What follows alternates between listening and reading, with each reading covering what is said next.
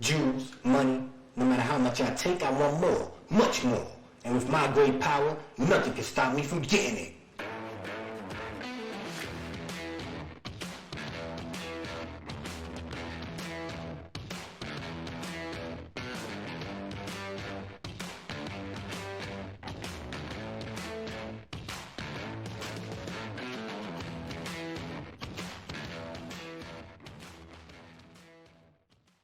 Hello, hello, hello. This is me and my friend Pete, the podcast that explores all things the Amazing Spider-Man. I'm your host, Gerald. If this is your first time with us, welcome. If it isn't, welcome, welcome, welcome, welcome back. This week, we're running through Amazing Spider-Man number 9, The Man Called Electro. If you haven't already, please like, comment, subscribe, and review, as your opinions, both good and bad, matter not only to me, but the curious folks outside of our listening community who may be swayed by your opinion to join in. Shout out to the right-minders, the big three, the key keepers in the high council. To you I say I see you, and I thank you for your support. And to you all I say, someone called JJ the Tirader. But JoJo don't know nothing. Nah, JoJo knows rubber. Rubber, rubber, rubber. And Pete's gonna need it. We've got heartstrings torn in hospitals and also heart procedures. We've got JJ the Tirader threatening to pack Pete up with pink slips. We've got BRAWLS. Inside of prison, outside of prison, and all points in between as Joe and Tomas try to round up escaping inmates. And finally, the moment you've all been waiting for. We've got the most electrifying man in Marvel Entertainment with millions of kilowatts coursing through his veins, the one, the only, Electro! We've got me, we've got you, we've got... No further ado, we've got the Amazing Spider-Man number 9, The Man Called Electro. Me and my best friend Pete, old adventures, new critiques. He spins webs, I spin yarns. Kinda kooky, be forewarned. Look out, it's me and my friend Pete. The credits on this one, we've got Smiling Stan Lee writing, we've got Swinging Steve Ditko on illustrations, and lettering by art, it's in the name Simic. The cover on this one is pretty simple. Spidey is really doing all the action. He's suited and booted, standing on the rooftop at dusk on his tiptoes, his head and body thrown back in pain. Why? With his right hand, he's trying to grab Mr. Touch Me Not himself, Electro. Electro's wearing a daring costume, but I gotta say, it's one of my favorites. What? Ew. Green, full-body spandex on the left side of his chest, ascending from the bottom of his costume, is a yellow lightning bolt. And? There are large yellow lightning bolts descending both his legs into yellow boots. From yellow underwear. You know the old school underwear, like the Superman underwear? Electro's got a yellow pair of underwear with lightning bolts going down from these underwear to his boots on the green spandex. Bananas. And? He has yellow gloves that have a yellow lightning bolt design poking from the wrist. The green of the bodysuit ends on Electro's forehead, where he is wearing a large star-shaped mask. Each point is a lightning bolt. When I say you gotta commit, This is what I'm talking about. There is no mistake about what this guy is going to come at you with. Imagine seeing a guy walking around as a giant lightning bolt and his superpower was invincibility. You'd be pissed. I'd be pissed. Me, 8-year-old, reading this, I had never seen the word Electro before, but I knew what this man was about. Electro has his left fist up and his right hand out in front of him with the stereotypical money bag in his right hand. to his right, it says, In this great issue, you will meet Electro, a menace so powerful that Spider-Man's strength is useless against him. So Spidey's being electrocuted from trying to grab the most tenacious of touch-me-nots. There's a panel beneath it, and we see the webhead laid out on the rooftop, his body smoking from being shocked by Electro. As Electro walks away, calmly, cool as a breeze, money bag in hand. a caption box next to unconscious Spidey says, A scene you will never forget. See the defeat of Spider-Man. we turn the page. We have a splash page for page 1, and I'm already excited because the bigger the splash page, the bigger the action. The banner above the splash page has the Spider-Head logo as usual with Spider-Man above his eyes. To the right of the logo, we get the title of the issue in red. The Man Called Electro. Electro's name looks electrified on a yellow negative space, so it really pops. In the center of the splash page, at the center of a large light blue spiderweb background, we have the half-man, half-amazing Spider-Pete. The Pete side is stage right. His spider sense is tingling and there's a look of worried surprise on the Peter part of his face. His right hand is open, his left clenched in a fist. But is he stylish? For sure. He's wearing a tan vest, white button-up, and goldenrod tie, SJBs, and brown loafers. No glasses. First issue of The Amazing Spider-Man with Pete with no glasses. Above him, We see Electro, a maniacal smile on his face, both arms raised, sending a large sweeping bolt of electricity down at Spider-Pete that strikes the ground near his left foot. And along the borders, we've got a who's who of the Spidey Play players. We see Queen May lying on a pillow in a gray hospital gown, her left hand extended out towards stage right, sadness and worry on her face. We see Betty Brant in profile beneath her, staring at Pete, a smile on her face. Beneath Betty, a little to the right, we get J. Jonah Jameson. He's got the Reed Richards working, he's got the thick mustache and cigar. Beneath him, we see the best and the bust of the Midtown High gang. Flash Thompson is here in maroon, Liz in green. I'm starting to think green is Liz's favorite color. We move over to the right side of the page, stage left, chaos. We get JJ again, his left finger pointing at Spidey, and he is tirading. We have Betty Brant again, but now she has her arms folded coldly and eyes closed, facing away from Spidey. We see the chief of police looking worried, a hand to his chin, a crowd reaction shot of a woman in a yellow church hat scowling, a black-haired boy smiling, a red-haired man with wide eyes, a white-haired man in an SJB-colored fedora, straight fear. And beneath them, we got the Berber gang. We see only two of them, but there are four hands. One's wearing an olive newsy cap, brown blazer, the other a purple fedora and a green blazer, and all four of them have pistols raised and are firing at Spidey. We got action. A caption box beneath this page tells us if this is our first time reading Spidey's story, they envy us because it's got action, it's got drama, it's got human interest, but mostly it's got Spidey. So let's get to him. Page 2 opens on a New York street. A blonde woman in a red dress and matching hat screams, "Look, it's Spider-Man!" A guy in a green suit wonders where Spidey's rushing off to, while a white-haired man says Spidey is moving, so wherever he's going, it must be life or death. And we got action. We see the Amazing Spider-Man leap from the ground onto a nearby building. He scurries up in no time because the next panel we see him leaping from the rooftop screaming, "Have to hurry, not a minute to lose!" And we can see now that he has a brown bundle attached to the right side of his hip. The next panel we get a good old-fashioned shootout. That's two cops, one hiding behind a green car, the other the corner of a building. They're being pinned down by a group of 4 gunmen across the street who are firing at them. The police officer hiding behind the building screams, "The odds are against us unless help arrives." And the other, shooting from behind a green car, replies, "Keep firing, Joe. Don't let them get away." So we've got Joe and Tomas on scene, pinned down by gunfire. I'm convinced the only reason they aren't shooting back is because they already wasted all their rounds. There were a lot more gunmen when Joe and Tomas first arrived on scene. But Spidey swings into the next panel and Tomas, looking up with a smile, says this is a lucky break, that with Spidey's help, the gunman will be finished. And the gunmen know it. The next panel, 3 out of 4 of them get shook right away. Green fedora, blue blazer, he says, "We're sunk, it's Spider-Man." Brown newsy brown shirt says, "Might as well give up now, while we still can." Purple hat and blazer says, "Yeah, we sure can't fight him too." And the final guy, he's not wearing a hat, he's wearing a monochrome tan suit. My man is sweating.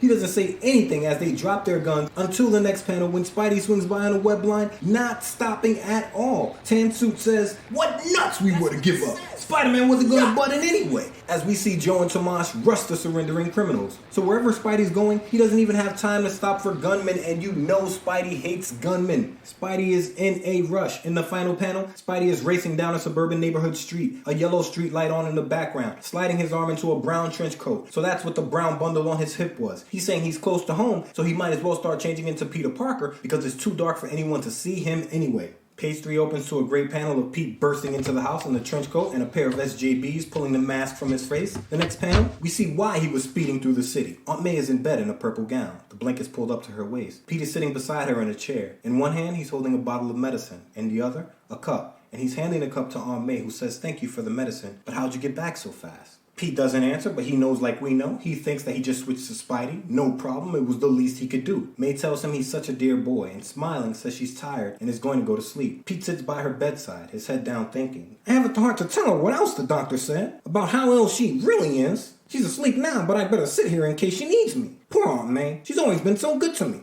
just like a mother. If only I could do something. Leaving Pete to his thoughts, the story shifts to the other side of town and we see a white man in green spandex with yellow lightning bolts running down both sides of his green pants. He's wearing what looks like a metal medallion on his chest that's held in place by 6 thin metal chains, so it's more of a harness. 2 of those chains descend to his waist where another metallic device sits like a belt. He's wearing a triangle-shaped device on his forearm with divots at each point of the triangle, and he's pulling his shirt on. In the foreground, we see his star-shaped lightning mask and gloves on a table. He says, I'm all wired up for what I must do. He walks over to 2 electrical towers topped with Tesla balls and steps between them, holding his arms wide, and we see the towers zap him, surrounding him in electric current, but he isn't fazed at all. He says, I'll give myself a full charge of electricity tonight, for there's no telling what I may run into. On his Foggy Nelson, staying ready so he doesn't have to get ready. The next panel, he looks right at us, snaps his fingers on his right hand, sending a spark of electricity into the air and says, There, now I'm ready to try out my new power, and the world is about to meet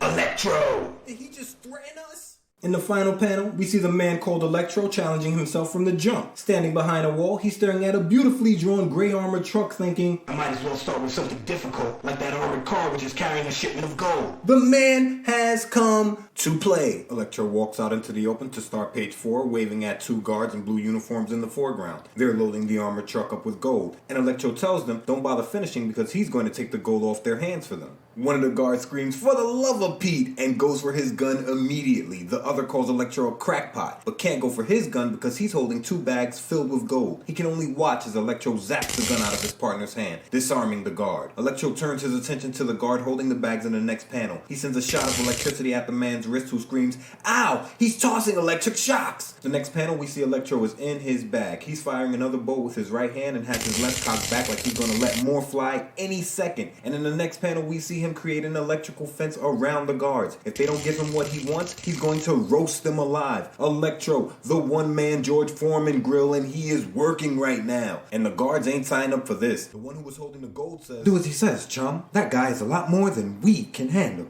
Electro just made off with at least 2 bags of gold. What a way to make an entrance. The next morning, we find Pete outside of the bedroom of Aunt May, who's sleeping in a faded purple nightgown. Pete's in an olive-colored vest and SJBs, and he's speaking with a snazzily dressed doctor. This doctor's got on a JJP-colored suit with vest to match and a SJB-colored tie. And the doctor may dress good, all bad. He tells Pete that Aunt May is worse and they have to send her to the hospital. And Pete's in shock. I couldn't understand why he was in shock, but according to History.com, ERs had only been around since 1945, around the time this comic came out, so 19 years. Going to the hospital was still a taboo notion at the time, until the mid to late 60s when hospitals became primary caregivers and house calls stopped being the norm. Because history, you gotta love Back 2. And May is in bad shape. She can barely open her eyes as she puts a hand on Pete's cheek, asking who's going to look after him if he's in the hospital. Pete says, Aunt May, I'm 17. I can honestly handle it. The important thing is for you to get well. And in the final panel, we see Pete in school. He's throwing on a red and black plaid tie. It's a beautiful tie. He's got his head down and a scowl on his face, and he's focused on the book he's reading. Over his shoulder, stage right, Flash, fashion on trash,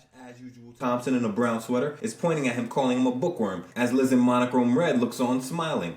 Over Pete's right shoulder, a kid with a large brown pompadour hairstyle and SJB colored shirt and bow tie says, "What's the matter, teacher's pet? Too busy to answer us common folks?" We turn to page 5 and we see Flash following Pete outside of the school, and Flash is thinking that maybe he was too rough on Pete. The kid did show heart stepping into the ring with him after all. We get a callback caption box telling us that Flash is talking about issue number 8, the very last issue when Pete put the paws on him. Flash wants to make peace. There's nothing wrong with peace. I mean, Iron Man would be out of job if there was peace, but Flash shouts for Pete to hang on, saying he wants to talk to him, but Pete has no time. We know his aunt is sick and we know that's where he's going, but Flash doesn't know that. A sandy-haired kid trying to start problems in a green suit and gray tie asks, "Wow, did Peter Parker give you the cold shoulder, Flash, old boy?" While Liz looks on shocked, and Flash, an eyebrow raised like who does this guy think he is, says, "Yeah, that's what I get for starting to soften up. Peter Parker always was a big zero, and he always will be." I think that's great storytelling, showing how misunderstandings and animosity can grow. Pete's completely wrapped up in thoughts about his aunt, but Flash thinks he's purposely snubbing him. And the next panel, we see Pete in the hospital, and we find out Aunt May is having surgery. The doctor tells him they're not ready to operate yet, and asks Pete if he'd like to see her. Pete says of course he would. There's a brown-haired nurse in the foreground, beautifully drawn. This is a great panel. Pete walks into the hospital room and is surprised to find Aunt May here with none other than Betty Brant, who's sitting in a chair beside May's bed in a pink dress, her short brown hair in curls. Aunt May, she's in a green hospital gown. She says, "Isn't it sweet of Betty, Peter? She came to visit." Betty adds, "When I heard about your aunt, I came to see if there was anything I could do. Hope you don't mind." And Pete, taking Aunt May's hand, says, "Mine? Gosh no, Betty. I appreciate it." Aunt May takes one look at Pete and asks if he's eating enough. She has been gone. Aunt May has been gone less than a day and she already thinks Pete is starving to death. Pete tells her, "Yeah, I'm okay, Aunt May. You just rest up." Visiting hours end, and we see Pete and Betty exiting the hospital together. Pete tells Betty he has something important to take care of and asks if it's okay if he doesn't see her home. And she says, "Of course. I know you must have a lot on your mind." After Pete leaves, however, we see Betty with a hand to her chin. Manicure, flawless. And she's thinking, it's strange. Although Peter seems so calm and easygoing, I get the feeling that he's like a smoldering volcano inside, just waiting to erupt. It's as though he carries a deep secret within him, can ever share. Having deep poetic thoughts out here. Go ahead, Betty Brant. Smoldering volcano. volcano, huh? The next panel, we see Spidey suited and booted, leapfrogging a chimney as he, of course, screams above the city, giving the game away. He says that Aunt May's surgery will cost more than the money they have in the bank, so he's going to scour the city looking for crime to take photos of. But in the final panel, the golden liability is foiled before he even begins as the sky opens up above his head and it starts pouring rain. He screams, "Oh no! It's starting to rain! I'm lit before I start! My camera isn't good enough to take clear pictures in the rain!" My man is going through it. Where is his respect, universe? The next panel, we see him back at home. He's in the bathroom wringing out his costume and hanging it up when he realizes he left the shade open. No biggie, he shuts it, but I love that he has his costume on a clothesline in his room and newspaper down on the floor beneath it to catch the dripping water. That's attention to detail. That's old school. Ditko is working right now. That gave me such a nostalgic feeling. Pete's sitting at his desk next, trying to study, his left hand resting on his face, but he can't concentrate. He says, "I've read the same page a dozen times. How can I study with Aunt May in the hospital? No dough for the operation? My midterm exam's coming up soon? What a life!" The next day, we find ourselves outside of Forest Hills Bank on a busy Queen Street. Inside the bank, a teller is telling one J. Jonah Jameson that he'll have to wait until tomorrow for those figures he wants. Does JJ snap? Right away. He goes full on Tirader, screaming, "No! Nobody keeps J. Jonah Jameson waiting. I want those figures and I want them now!" In the next panel, we move into the bank and see JJ in a JJP colored suit and blue bowler. Cigar. Always. The bank teller has gray hair, Carl Winslow, and is wearing a brown suit with a red tie. He tells JJ that he's one of the bank's biggest depositors, so he's going to do what he can. And JJ says that's more like it. That when he gives an order, he expects people to hop. JJ's a busy man. If he comes to see you, you could play busy, but you might not be busy enough. But busy men are subject to fate too. Next panel, we see the rear door of the bank burst open, struck by a bolt of lightning. The gray-haired guard on scene reacts fast. Realizing it's a robber, he races to the alarm, but Electro shocks the panel, and when the guard touches it, he's zapped unconscious. In the final panel, Electro steps through the door frame, electricity sizzling on the tips of his left hand. He says, I am Electro. Do not resist me and perhaps you will live to see another day. And the teller behind JJ still screams, "Good heavens, who is that? My man just said he's Electro. Pay attention." Page 7 opens to a JJ tirade. He screams at Electro, "What is the meaning of this? Look here, whoever you are, you can't do this." And Electro's like, "Yeah, I can't." He sends bolts of lightning at JJ's feet, forcing him to dance like they're in a Western saloon. Electro sends another bolt at the teller's belt, who screams for him to stop, but Electro ignores him. Electro says, Well, if it isn't J. Jonah Jameson. So you think I can, eh? You think you can tell me what to do, huh? Dance, monkey dance. And hearing Electro say his name, JJ thinks that Electro must be someone he knows. The next panel, Electro is standing in front of a large vault that he says is controlled by a time lock. But that doesn't stop him at all. He shocks the doors and they open easily as he says he can control anything that runs on electricity. He fills a large bag with money and breaks from the bank, threatening JJ and the teller not to follow. The next panel, we see him outside scaling a sheer wall easily as a crowd looks on from below. Everybody who sees this man knows Electro is out there with the costume. One person screams, "Look!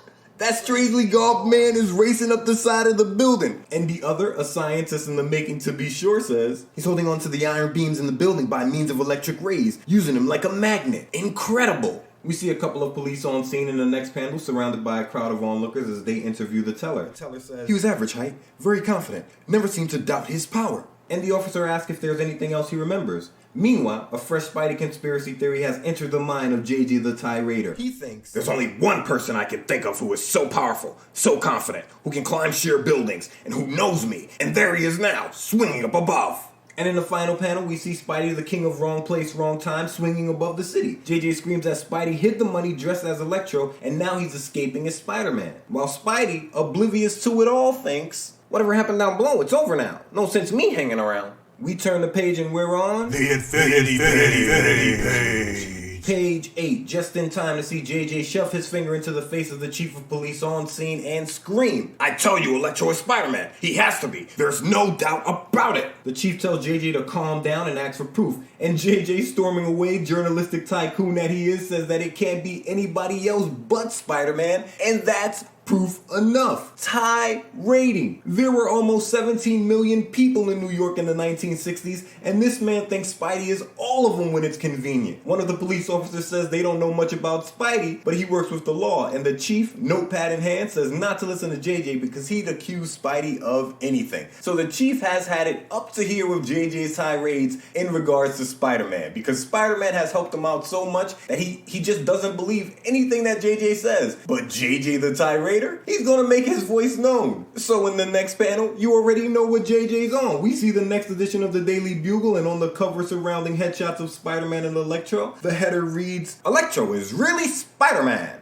On the basis of indisputable evidence, the Bugle accuses Spider-Man of launching a crime wave disguised as..." And that's all we get. Behind this paper, we see a guy in an all-gray suit. He says, "Holy smokes, do you think it's true?" And a blonde woman says, "It must be. How could they print it if it weren't true?" Miss, no offense, but you don't know JJ. The next panel, crowd reaction shot. We have a man in a maroon newsie with brown hair and a green turtleneck. He's saying Spidey must be Electro, and he asks why would Jameson print it if it wasn't true. A guy in an SJB colored hat, he's talking sense. He says, "I've read the paper from front to back. They still offer no definite proof." And a woman in a red dress with large diamond earrings, she's probably the mom to one of the Torch's friends. She's walking past all of them with her chin up, and she says, "If Spider-Man isn't Electro, why doesn't he catch him?" The next panel, we see the goldenrod kid is in a hospital waiting room. He has a paper crumpled in his hand. Pissed off. He thinks life's already bad enough, and now JJ's making things worse for Spider-Man. A brunette nurse comes into the room and tells Pete the doctor would like to see him now. Pete enters the doctor's office, a man with a receding widow's peaking glasses, who tells Pete they're almost ready to operate, but the procedure will be $1,000. That's about $8,848.71, so eight's all over the place on this infinity page. That's a steep price for a 17-year-old kid to come up with, but Pete doesn't care. He says do what has to be done, and he'll get the money somehow. He leaves the hospital, and minutes later, he's in J. Jonah Jameson's corner office, leaning against the man's desk, as JJ, dropping his cigar, screams, "$1,000? Do you realize what you're asking? What on earth do you need it for?" Pete says it's for a personal matter, and JJ snaps. He points at Pete, screaming, Sure, you probably saw a hot rod you want to buy. I never lend money, Parker. You should know that. But if you can bring me photographic proof that Spider-Man is Electro, I'll gladly give you the money." And Pete, already turning his back to leave, snaps his finger saying he's got an idea. Exactly 50 seconds later, the final panel, we see Spider-Man suited and booted above the streets of New York, and he's screaming, "What a fool I am! There's a big reward for Electro's capture. If I can nab him, I won't have to beg the money from anyone." So we can see Spidey's got a lot of pride. JJ is his main source of income. JJ pays him for these pictures, and Pete could not tell him that my aunt is sick, that's why I need the money. He wanted to keep his business to himself. The kids in school don't know. So Spidey's thinking now, who's got two thumbs and is the sensation of the nation? That guy, Spider-Man. Nice to meet me. Spidey's on the prowl. Page 9, we see Spidey scouring the city for Electro. He spots a man in a purple hat on the rooftop beneath him, but realizing it's only a stargazer, continues his hunt. Hours pass, and as darkness blankets the city and Spidey follows false alarm after false alarm, his Spidey sense finally goes off, letting him know Electro is near. Spidey spots the man inside of a deserted apartment, using his electricity to crack open a hidden wall safe. The next panel, we see Electro on one knee as money spills from the safe as he screams, "Choose money. No matter how much I take, I want more, much more. And with my great power, nothing can stop me from getting it." And in the final panel, we see Spidey, camera in hand, snapping pictures of Electro in action as he thinks, "My troubles are over at last. I'll let him lead me to his hideout, recover his stolen loot, capture him, and get my reward from the police. Might as well take a few pics of him while I'm at it, too." And I would normally think, Pete can't help, he's wanted by the FBI. Until I remember that Johnny made a phone call in Strange Tales and got Spider-Man cleared of all charges. What a friend that Sifu Hot Rod. Page 10 opens with a caption box. "But as the saying goes, the best laid plans of mice and men so often go astray, for at that instant, Electro sees Spider-Man." And we get a great panel of Spidey on the water tower crouched down above Electro, and Electro on the rooftop beneath him staring up. Electro says he's lucky. He caught Spider-Man's reflection in the mirror on the wall, and sends a bolt of electricity at the webhead immediately, saying he's been anxious to prove he was stronger than Spidey. I just imagine these villains, Electro, Lincoln O. Vulture, watching Spidey on TV and thinking, he ain't so hot. Because as soon as they get powers, they go on and on about how they were dying to face the webhead. Like if they beat him, they'll be on Ed Sullivan. Y'all ain't Spidey, baby. Back 2. Spider-Man leaps from the water tower and thinking he has no time to kid around, sprays a line of webbing at Electro. Does Spidey get the hit? Of course he gets the hit, and the webbing thwaps against Electro's masked face. Spidey lands behind him in the next panel saying, "Still want to brag about your power, playmate? You have plenty of chance to do so when you're telling it to the judge. And Electro, hunched over, struggling to pull the webbing from his mask, says that it won't stop him, that his electric rays can burn through anything. The next panel, we're in the action from the cover of the issue as Spidey reaches out to grab Electro, but is immediately electrified as Electro tells him that anyone who touches him while he's in an electrified state only has themselves to blame for the consequence.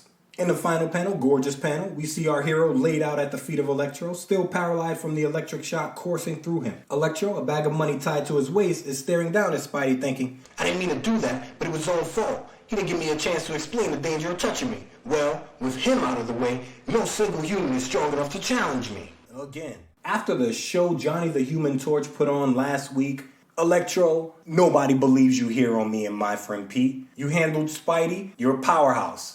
But we don't believe you. But as always, Spidey's been underestimated. We see him pushing up from the rooftop, clutching his head to open page 11, as he thinks Electro almost killed him. The next panel, Spidey, desperate for the donuts for Aunt May's surgery and unable to catch Electro, he takes photos of himself, planning to doctor them with the photos of Electro he took when he first arrived to make it look like he and Electro are the same person. The next day, we see Jameson at his desk signing a check as Pete looks on with his hands in his pockets. Jameson says he doesn't know how Pete got proof Electro was Spider-Man, but he has a check for him. And Pete, standing beside him with his hands still in his pockets, thinks, I hate taking money on their false pretenses, but I'll make up for it.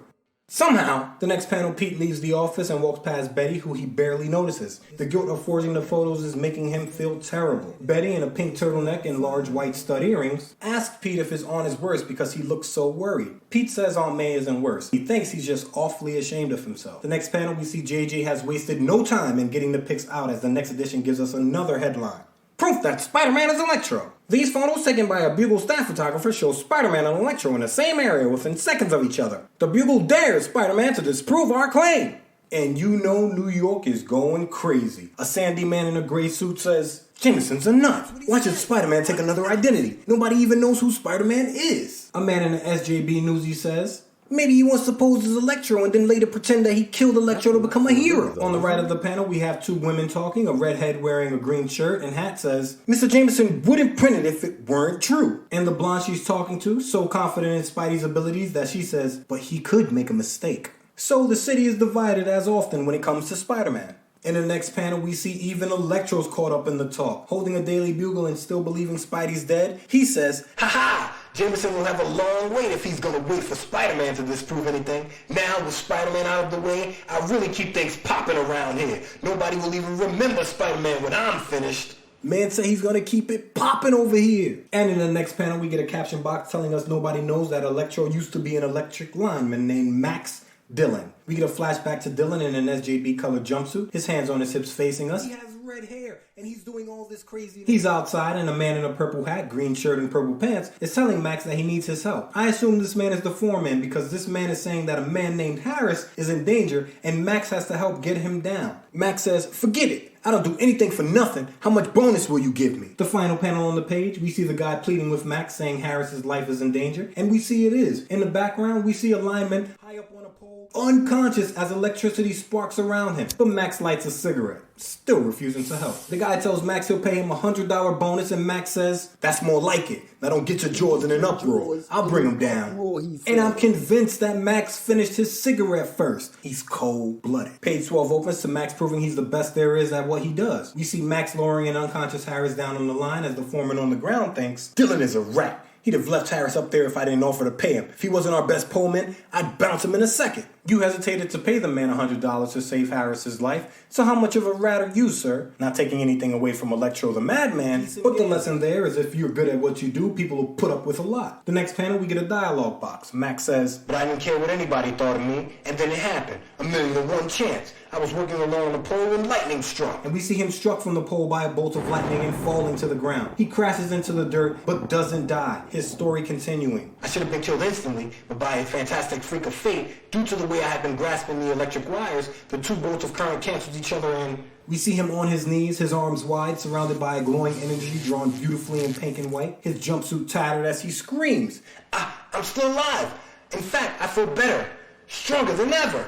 His story continues. A short time later, when some wire clothes hangers got tangled over my arm, I discovered the truth about myself. Electro is topless in front of a sink with two wire hangers wrapping his right hand, a bolt of electricity shooting from it. His story continues. I'm no fool. I instantly realized the accident had charged my body with electricity. I raced home and began to experiment to see how powerful I really was. Electro has built a harness that looks like a medallion and small electrical conductors on his forearms and wrists, and he's saying it's unbelievable. The next panel, we see him shooting a bolt of electricity across the room as he says the more he practices, the better he gets. His story continues. Taking every cent I had in the world, I bought a rundown house and equipped it like an electricity lab. Here we see Electro between the two electric conductors he used at the beginning of his story, electricity coursing through him as he stands between them. Story continues.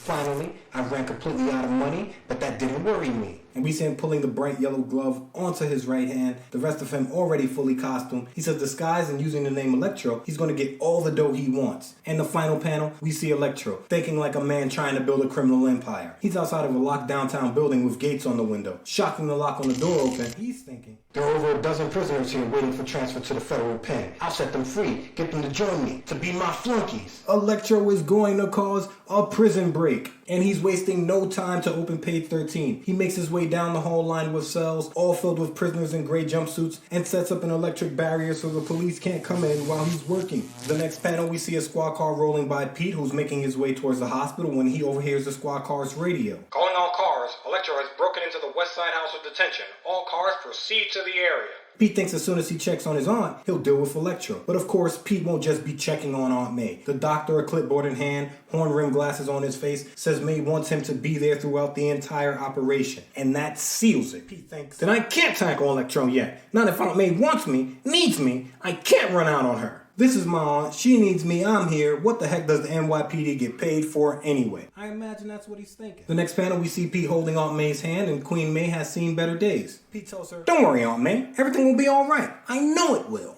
Aunt May asks, you won't leave me, dear. Pete says, I'll be right here all the time. I promise. Great character moment, gets me a little misty. The next panel, we see Pete standing in a doorframe, a dark shadow cast from the window on his blazer as May is rolled into surgery. Pete thinks, please let May come through this all right.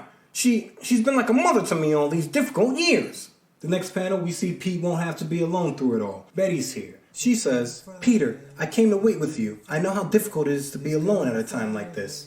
Pete thinks, maybe I haven't many friends, but one wonderful one like Betty makes up for all I haven't got. And that's very true. What's a world that doesn't love you compared to one friend who does? Nothing, not a damn thing. Here. Back two. We get a great panel of the two of them sitting together on a bench in the glow of twilight coming through the window as the caption box reads, and so, the long minutes tick by as two figures sit in the silent waiting room, each deep in thought, sharing a bond which needs no words to explain. Meanwhile, final panel, we see J. Jonah Jameson outside of the detention house, police behind him, setting up a perimeter, and JJ is happy. He says that there's still been no sign of Spider-Man. Spidey can't battle Electro because he is Electro. So he's right. And I imagine with Pete's hands tied in a moment, the chief of police had to make a desperate call. Joe, Tomas, get your keisters in here now! How mad you think he's gonna be? Not too bad. We brought in 4 perks. Violent offenders. Gunmen. Exactly. Gunmen. We deserve medals. Plaques. Parades. You know, boss, Tomas and I were thinking, we deserve a raise. That's what you think, huh? 4 perks brought in, 16 dead, and you think you did good work. You deserve a raise. Chief, we're just saying. It's been a couple of days. How long are you going to have us riding the pine? How long am I gonna have you? How long am I gonna have you? You are something else, language. I got your language. I sent you down here to question those boys. We did. You got in a shootout in broad day. That's Chinatown, Chief. Good movie. Great movie. Good movie, huh? Great movie, huh? Give me your gosh dang badges right now. Calling all cars, Electro has broken into the West Side House of Detention. All cars proceed to the area. Still want those badges, boss? Get down there and help. Now. Don't know where the heck Spider-Man is at a time like this. Round him up. Cleanly. I don't want blood in my streets. And boys. Yeah, boss? Be careful. That Electro, I hear he's no joke. Don't worry about us. Electro, huh? Guess he's in for the shock of his life.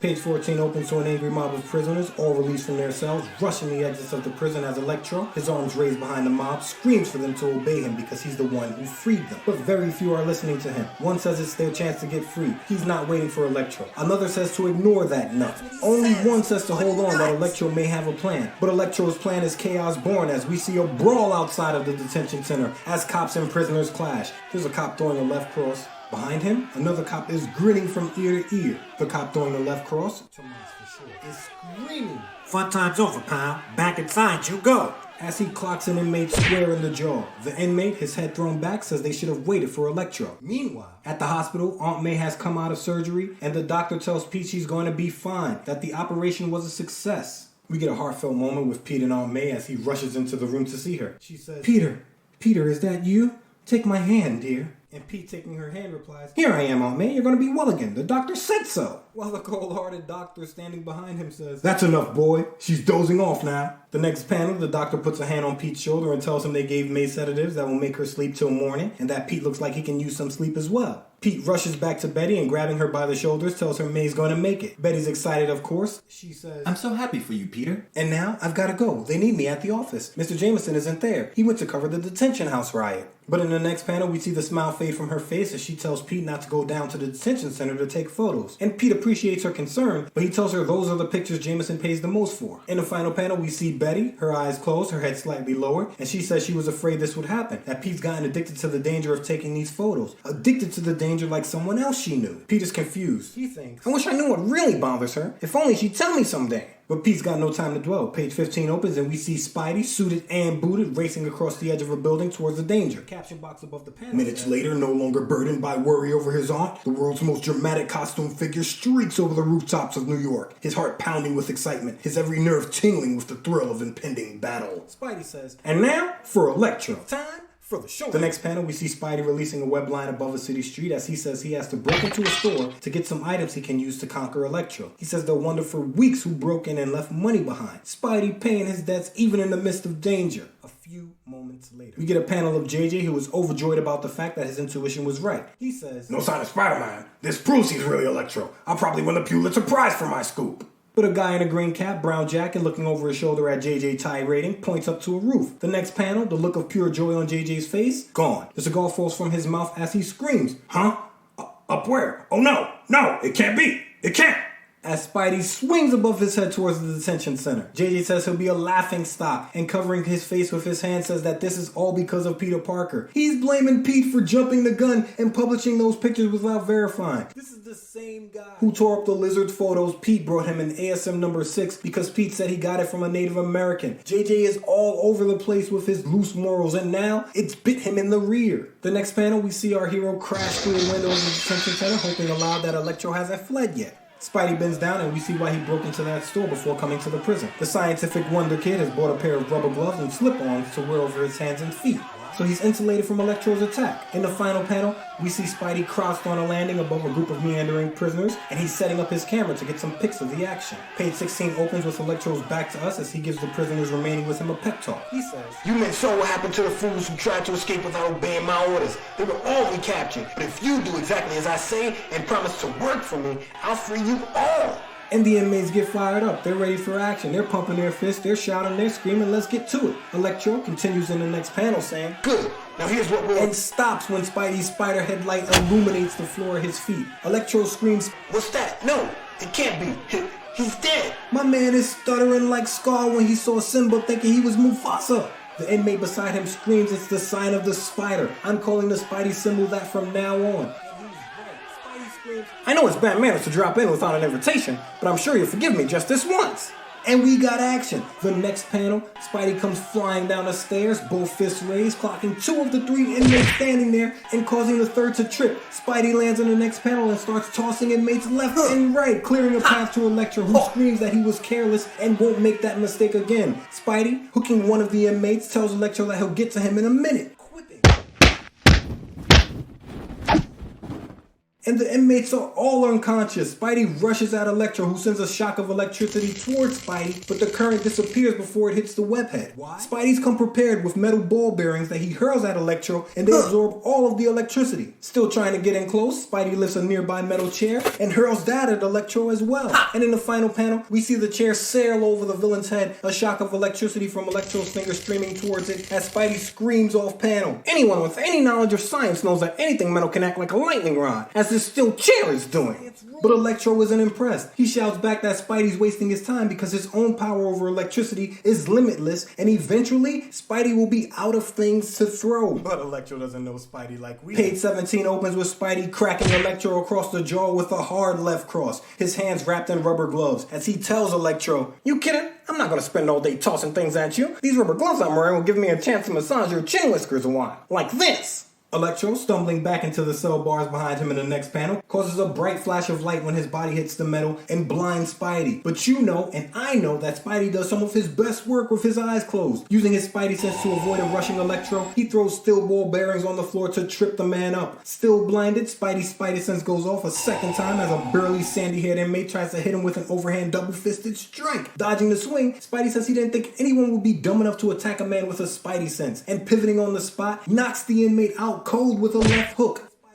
He says, "If it's any consolation to you, chum, I'm pulling my punch all I can. I only want to knock you out, not demolish you." In the final panel, we see a group of 5 inmates breaking for the stairs. I know what they're thinking. It's better to take their chances outside than to be trapped in here with the golden liability. But their chance for escape is over. Spidey leapfrogs the guy at the bottom of the stairs, thinking they're heading to the roof, and he's going to head him off. This is a gorgeous and dynamic page. Ditko was working on page 17. Page 18 begins with Spidey at the top of the stairs. An inmate pulls a gun, but Spidey's too fast for that and kicks it out of his hand. No problem, while reprimanding the man about pointing guns. If you can, look at this panel. I love the kick Spidey throws here, straight out in front of him. Whap! That's the sound effect we get. It's a beautiful panel. In the next panel, all 5 men go racing back down the stairs again, each screaming about not wanting to tangle with Spidey. And who do the inmates run into at the bottom of the stairs? Awaiting Joe and Tomas with raised fists. The first inmate down the stairs screams for the others to look out because the police are here, and Joe, fist raised, screams, "You expecting maybe the Pony Express?" Tomas says they've rounded up all the inmates, but Electro's still at large. We see exactly where Electro's got off to, as we get a shot of Spidey in Matrix mode, dodging 2 bolts of electricity, saying, well, look who's here. So you were gone but not forgotten, eh? The panel after, we get another great Spidey in action shot as we see Spidey in a negative space, low to the floor, dodging another bolt from Electro. Electro was just firing bolts at the web head. He asks Spidey how long he thinks he can keep this up, and Spidey says, "Long enough to ramp you up, big mouth." But Electro's done playing around. In the final panel, we see him holding the gun Spider-Man kick down the stairs. He tells Spidey they're going to find out which can hit the web head first. A bullet or a bolt. Plato or plomo, he said. Put both of them on plomo. And Spidey confidence says, "You think I'm just going to be standing there while you try?" No. Page 19, Spidey goes to work. He dodges a bolt shot by Electro and falling backwards, kicks a bucket of sand at him. But Electro's unimpressed. He zaps the sand coming towards him, transforming it into glass, and goes to Spidey about not knowing the simple science. But the sand was a diversion. In the next panel, we see Spidey web up Electro's gun barrel, no problem, making the weapon useless. Electro, already annoyed about the ball bearings and his army being subdued, and Spidey not being dead, snaps! The next caption box reads, "Livid with rage and frustration, Electro suddenly rips some highly charged power wires from the wall, whirling them menacingly around his head." And we see Electro, charged cables in hand, whipping them towards Spidey, who uses his rubber-wrapped hands to push the charged cables away from himself. But Electro keeps coming, pressing his advantage, until Spidey's pressed up against the wall in the final panel, his shoulder bumping into a hole there. He thinks, "He's getting closer. Can't back up any further. What have I bumped into behind me?" Page 20, you should already know. If Spidey's back is against the wall, he's gonna leap. This time, he leaps sideways, and realizing a hose is behind him, grabs the nozzle from its hook and turns it on while still in mid-leap. Amazing. All the while thinking, "Say, what kind of science major am I anyway? Why didn't I think of this right away?" The next panel, we see the Amazing Spider-Man upside down, the hose on full blast as he dodges another swing of the electric cables, thinking water and electricity don't mix. The next panel, Spidey lands on one leg, agility on best ever, and still holding the hose in his right hand, blasts Electro full on in the face with the water. There is a giant flash of light as Electro short circuits and he falls to the floor unconscious, and I kid you not, the classic damsel in distress faint, his hand on his forehead, atop a pool of water. The golden liability, hose in hand, causing water damage all around him, says, "Life sure is funny. Here's one of the most powerful criminals of all time. And what finally beat him? Just a dousing from a plain, ordinary water hose. Might as well remove his mask and see who he is." In the next panel, we see Spidey pull the mask from Electro's face, but he has no idea who Electro is. Spidey is impressed. He says it won't take the police long to find out. And in the final panel, we see Spidey back on the landing, retrieving his camera from the web line he attached it to. And he's hoping the pics came out alright, because if they did, they'll be the scoop of the year. Later that day. Page 21 opens to JJ the Tirader pacing back and forth in his corner office while Betty Brant looks on, standing in the doorframe. JJ is puffing his cigar heavy and thinking that he's made a fool of himself and nobody is going to buy his paper now because of Peter Parker. Betty waits until he's finished and tells him that Peter Parker is here now to see him. Does he snap? Does a twig in a hurricane? His left fist raised in anger? He screams, Parker, you mean he dares to show his miserable face around here? Show that blankety-blank in here. I'll make mincemeat of him. Well, don't just stand there. As Betty, both hands to her head, says, Yes, sir. No, sir. Yes, sir. Before Pete's fully in the room in the next panel, JJ lets him have it, saying before he fires the kid, he wants him to know that he's going to sue him for fraud. And Pete, a smile on his face, cool as a cucumber, says, You're not firing me, JJ. JJ asks who Pete thinks he's talking to. He's shouting, he's got his finger jabbing in Pete's face, another cigar has spilled from his mouth, he's livid. But in the next panel, the goldenrod kid holds up a stack of pictures of Spidey's fight with Electro, saying, I'm talking to a man who can't fire me because I'm only a freelancer. We haven't got a contract. And I'm also talking to a man who's going to whistle a different tune when he sees the pictures I have for him. JJ's whole demeanor shifts and he almost falls over grabbing the pictures from Pete, asking him what kind of photos. Pete says see for yourself and hands them over to him, and we get a beautifully drawn panel of Pete smiling in a red negative space and JJ in front of him cycling through the action shots with shock in his eyes, thinking the photos are worth a fortune. In the next panel, wearing the largest smile I've ever seen on his lips, JJ throws his arm around Pete and asks if Pete thought he was really angry. And Pete plays along. He knows about the donuts and dimes now, so he knows what to say. And he replies, Of course not, JJJ. Everyone knows you never lose your temper. You're the most kind-hearted, lovable publisher in the business. Flyin. The next panel, JJ, his arm still on Pete's shoulder, says he's going to forgive Pete for the misunderstanding if Pete lets him have the pictures for no charge. In the final panel, as JJ rubs his hands together in the foreground, leering and thinking about how he just robbed Pete, we see there's a reason why the goldenrod kid let him keep the pictures. He thinks, Perfect. Now I feel I've made up for selling him those fake photos before. So Pete, recapturing a bit of integrity, the donuts and dimes snatched from him. Page 22 opens and JJ is at his desk, his finger on his phone, and he's screaming for the presses to be stopped.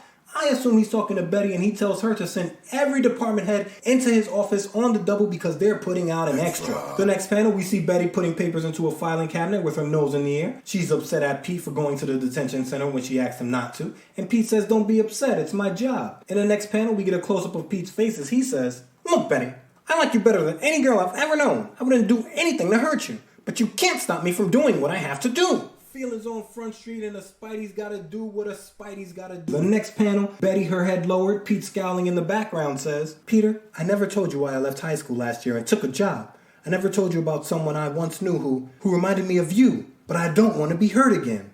So Betty's life isn't some easy street story. She's gone through some things as well. If you're a high school kid who has to drop out of school to earn money, there's a story there. I know. I've done it. And Pete, his head lowered, his feelings crushed, walks away saying he's not Mr. Perfect and sorry he bothered her. As Betty screams for him to wait because he doesn't understand. Minutes later, we find Pete and Aunt May together in the hospital room and Aunt May is doing much better. She's wearing an orange shirt and sitting up with a smile on her face. She tells Pete she can go home in a few days and asks where Betty is, saying she's such a sweet girl. Pete says she was kind of busy, but he'll send her May's regards. The next panel we see Pete, his head lowered, his hands in his pockets as he exits the hospital. He says, They can sure hand a guy some hard knocks. I got more of a shock out of Betty flaring up than I did out of Electro. But I didn't mean to walk out on her. What got into me? Walking down the street in the next panel, he says he has to apologize to her when he sees her again because if she were ever mad at him, he wouldn't be able to take it. He says, Never realized how much I like her. Need her. Huh? Who's that? So he's really feeling Betty Brant, and sometimes fate can cut a guy some majorly beautiful slack as we see Betty jogging down the street towards him, her clutch in hand. She says, Peter, wait, I'm sorry for what I said. Please don't be angry. And in the final panel, we see Pete and Betty walking through the dark New York street beneath the light of a lamppost. The caption above them reads, And so, two thoughtful, slightly confused young people walk off into the dusk, each groping for the right word to say, each feeling the first pangs of that emotion we call love. The caption below. Next issue, more fascinating details about the life and adventures of the world's most amazing teenager, Spider-Man, the superhero who could be you. And we're out. Until I learned about the villain Taskmaster, Electro was my favorite villain for a long, long time. His extended origin story paints the tale of a somewhat tragic man, and I always thought he was what Pete would become if he didn't lose Uncle Ben on the Infinity page of Amazing Fantasy 15. But Electro never knows when to quit when he's ahead.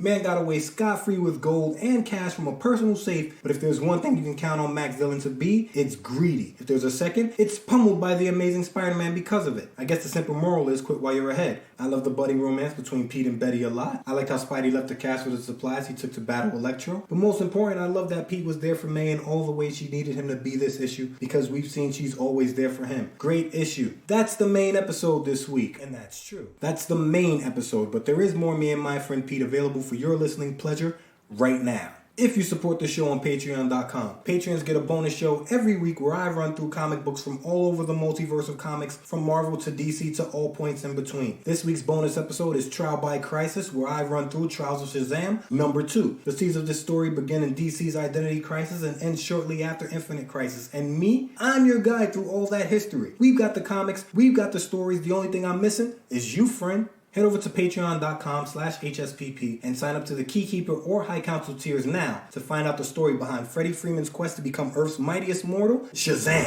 And with all that said, thank you so much for listening. I had a blast. I hope you did too. A very special thanks again to the Right Minders, the Keykeepers, and the High Council. Your support is the engine behind this wonderful crazy train we're on, and I'm truly, truly grateful you let me be the conductor. And to you all I say, please take care, please think of the world, and please be true to yourself. And remember, with great power, you know the rest. Make sure you're being responsible. I'm out of here.